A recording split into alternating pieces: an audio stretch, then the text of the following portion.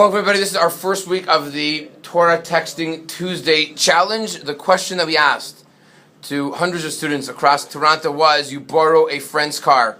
You borrow the car, you take it out for a drive. While you are driving, a nail from the side of the road punctures the tire of the car, and the tire rips, and now the question is, who pays to fix the tire of the car? I received responses from over 35 people. That is a new record after starting last year, and here is the answer. The answer is, of course, much more complicated than you think.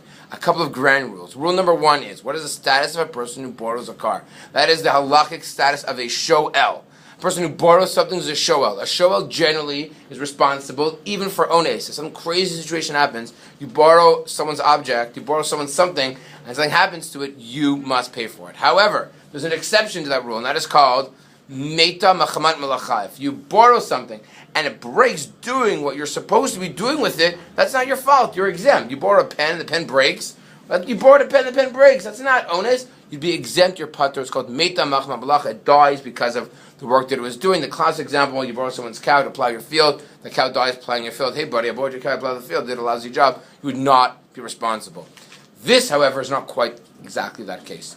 This case is brought down in Shulchan Aruch. I'm reading from Siman Shin Mem Sif Gimel. Hashoa b'hema machavero. You borrow someone's animal, and if something happens to it, the Shulchan Aruch says you are unclear.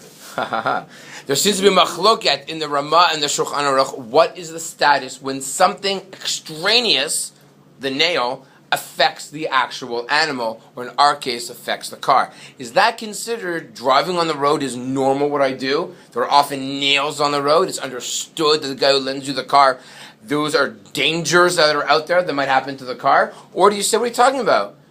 It's not the car that died. I didn't lend you the nail. I lent you the car. Something else affected the car. That's a classic case of ones. That's a classic case of something external damaging my item. You need to be responsible, and you need to pay me for it. So it's a machloket. The Rosh obligates the Ramah with the hay and the Trumat Deshen. It actually says that you are exempt because it's not in the actual chefetz hanishal.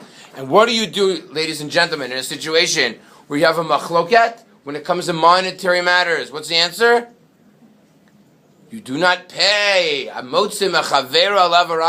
You want to extrapolate money from somebody? You need to prove, you need to be unequivocal that he or she is in fact responsible. And therefore, in such a situation, you would not be able to. The owner of the car would be out money. Don't get me wrong, the person who borrows it can always say, lend me your car, that's really nice of you. Here's $100, the $10, whatever the amount of money costs to fix a tire. That'd be the right thing to do, but he would not be obligated to do so. Who wins this week?